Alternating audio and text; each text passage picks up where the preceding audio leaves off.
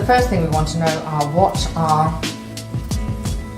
the main threats to the ocean in general. So we have several things. We're getting oil spills, obviously terrible pollution, so that's one threat, pollution from oil spills.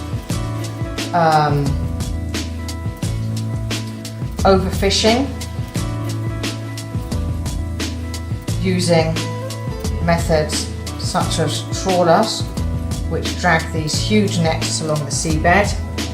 And the other one we've got is our old friend, climate change as well. So we've got pollution such as oil spills, overfishing, particularly due to methods such as trawler fishing, climate change, and this is all leading to an increase in the amount of dead zones that exist around the world, and that's where the sea is completely devoid of all life. Nothing can live there anymore. Right, let's move on and think about coral reefs next. So where do you find coral reefs? Well,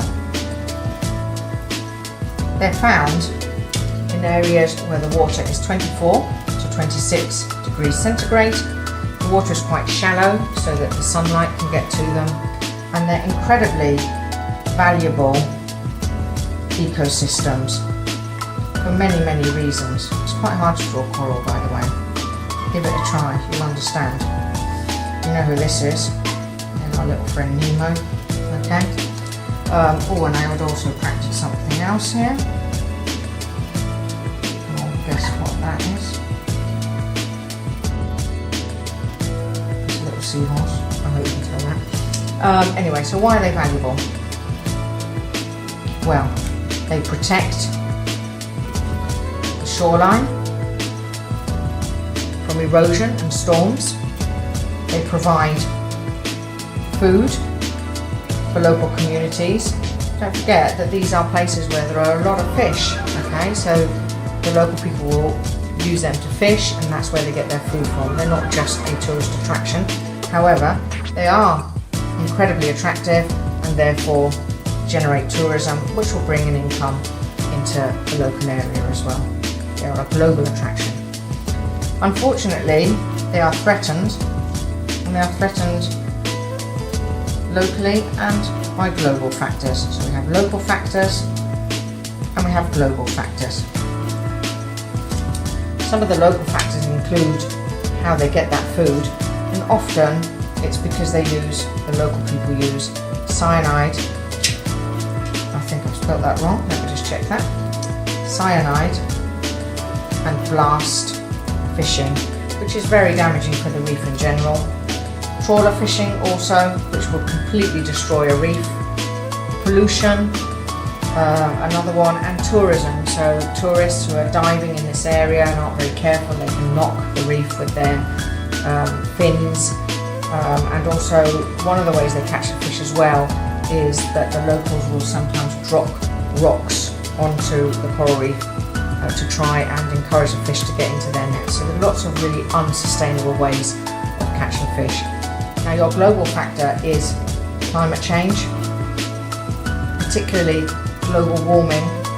A rise of 1 to 2 degrees C can have a devastating effect on corals, and it will lead to coral bleaching. And we're going to look at that in a little more detail later on. The other threat is ocean acidification. So what's happening here is, as more and more carbon dioxide is dissolved into the oceans, they are getting more acidic, so the pH is rising, and again this will harm the food webs and the wildlife that live there. Okay, let's have a think about mangroves now. This is another marine ecosystem. So if you get a question that asks you about marine ecosystem, you can either talk about coral reefs or you can talk about mangrove swamps.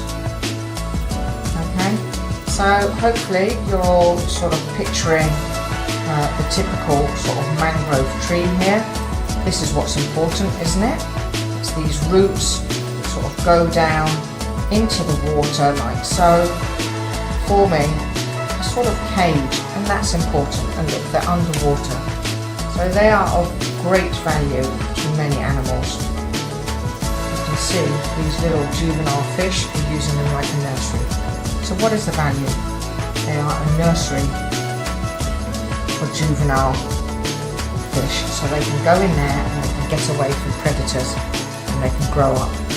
They also provide wood for local communities. So this might be their fuel wood or to build homes with, etc., that sort of thing. They will also provide food for the local communities as well. But more importantly, they provide protection from storms and tsunamis. So do coral reefs as well, but mangroves are really, really important for that, especially as the weather gets more stormy and as the sea levels are rising. Unfortunately, they are also under threat. They're being cleared for several reasons. One of these reasons is for more of these sort of farms. I hope you can tell that that is a little prawn. So we've got shrimp farming. They're also being cleared increasingly for more and more fuel wood for communities, so it's being cleared at an unsustainable rate. And they're being cleared for tourist developments. So in many tropical areas they're being cleared so they can build big hotels and big tourist developments. So they're being lost at quite a rapid rate. Right, so let's have a think about a food web. At the top of the food web we might have a polar bear. So what does a polar bear eat? Well, it eats fish. It might eat seals. What does the seal eat? Well, they eat the fish. What do the fish eat? They eat krill. What do krill eat? Phytoplankton. So you can see how this works then.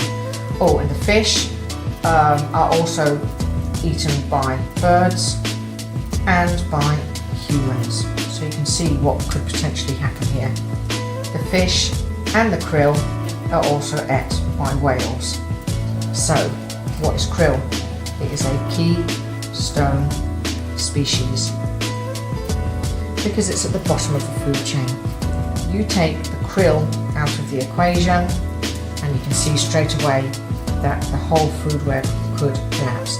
And what's happening is krill is being overfished, it's being used in food supplements, in health supplements, omega-3, and it's also being used as food in fish farms. So although we think by farming our fish it's a more sustainable option for the future than fishing in the open seas, if we carry on fishing the way we're fishing, there'll be nothing left in about 35 years. So let's turn to fish farms instead. But the problem with that is the food comes from the krill, which comes from the food web. So either way, this is an unsustainable solution. Right, a food web is directly linked to a nutrient cycle. As food moves around, or as these animals move around within the food web, so the krill goes to the fish to the seals to the polar bear, that is the nutrient cycle. So it's the transfer of nutrients within the cycle, so as one species moves to another species. Now the nutrient cycle is getting disrupted by two things. One is eutrophication. Yes, it's that word again. You've seen that in water world, haven't you? And this is when chemical fertilizers end up in water sources. And here the chemical fertilizers are going into the oceans.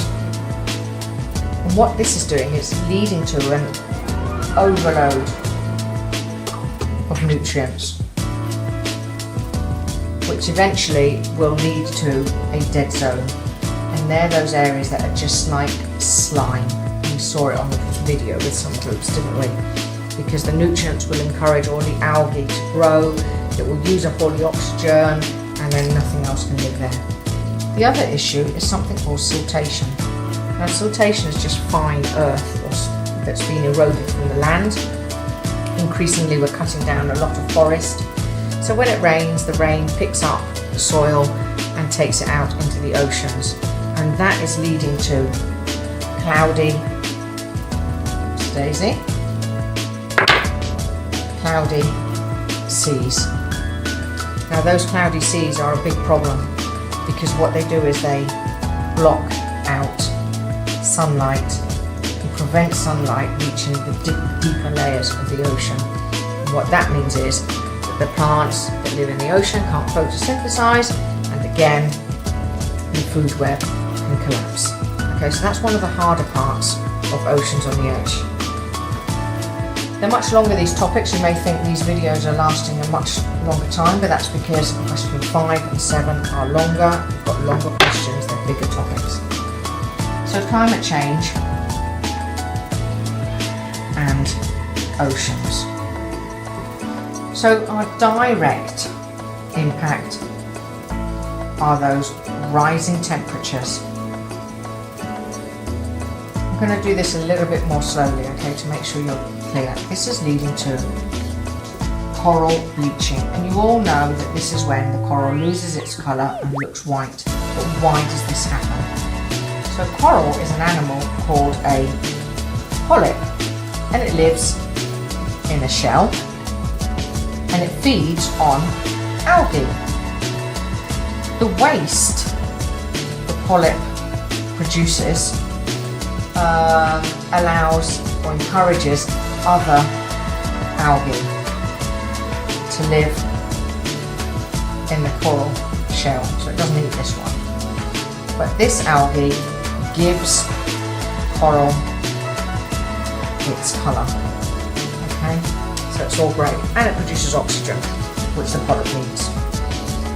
But here's the problem: if the sea rises to 30 degrees, that algae that gives it its colour can't survive, and therefore the polyps die because they have this symbiotic relationship. They need the algae to give them the colour and but also to give the oxygen.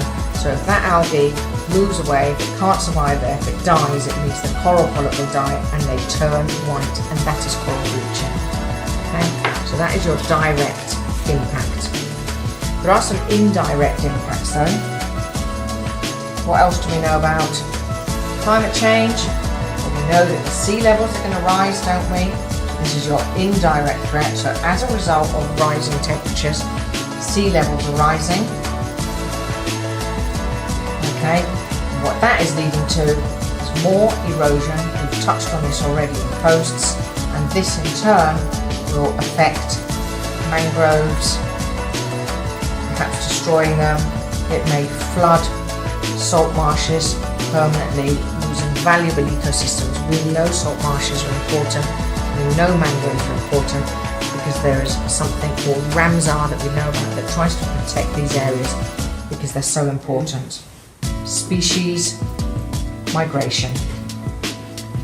And here we have the UK. Okay.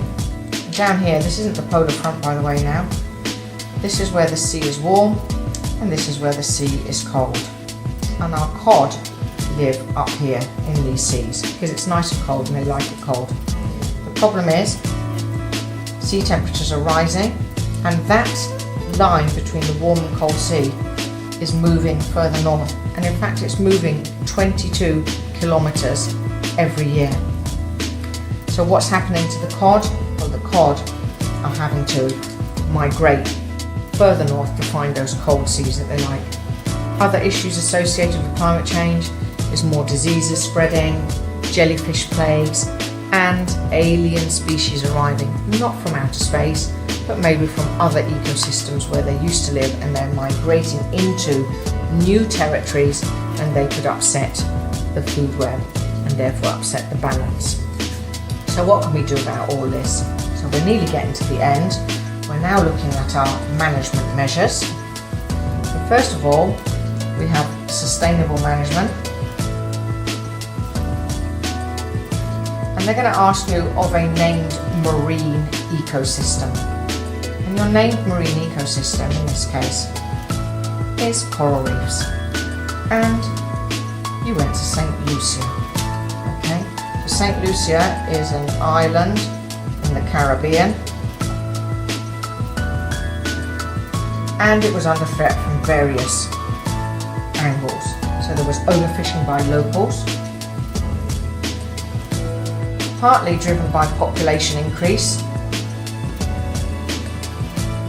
and also the methods they were using So they were often putting pots on the reef to catch fish and therefore damaging the coral. It's really delicate stuff. And they were throwing rocks into the coral to try and chase the fish into the nets as well. And that was destroying the coral. The tourist industry was having quite a significant impact as well. So when a boat drops its anchor, it will destroy the coral. Divers who aren't very careful can destroy the coral. And they also had mangroves around the island as well, and they were getting cut down for charcoal, and the local people were hunting lots of animals there as well. So they decided something had to be done about it. First of all, they did introduce a community-based management scheme, and they set up lots of reserves around the island, and they set up marine protection areas, and they set up fishing priority areas. That was the first thing they did. The only problem was it did lead to conflict. The boundaries weren't clear.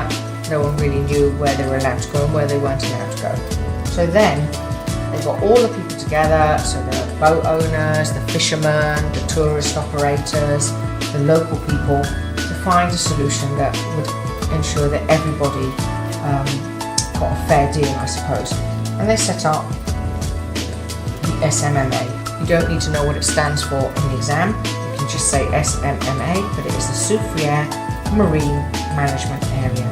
And what they did is they divided the island up into zones.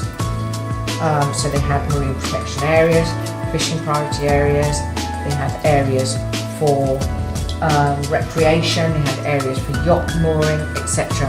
But there was still some element of conflict. So that's what's known as zoning, when they zone the area off into for different uses. So the fishermen would get quite angry that divers were allowed in the marine protection area because they didn't really understand why that was acceptable.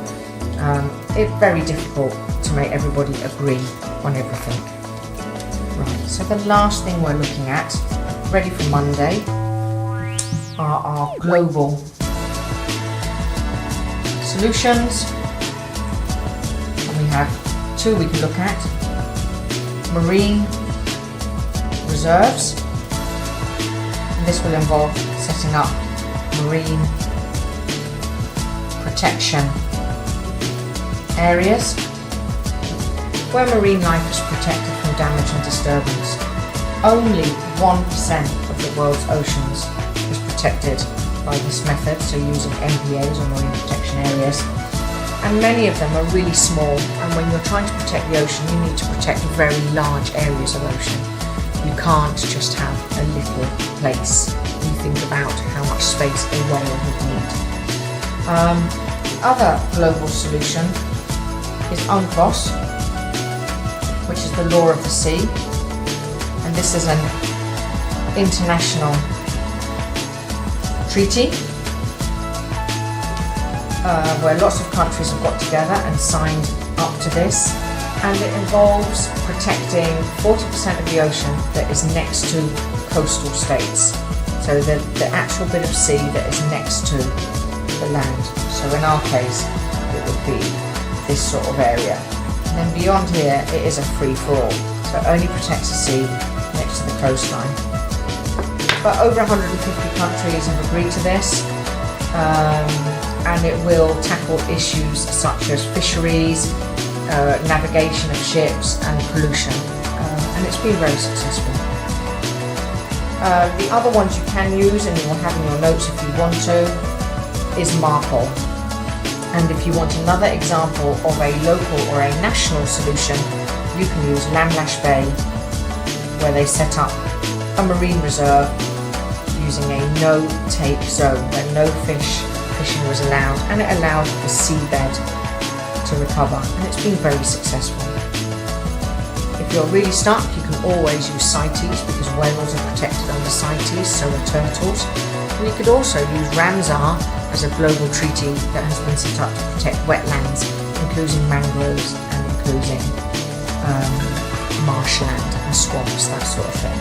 Okay, so my friend,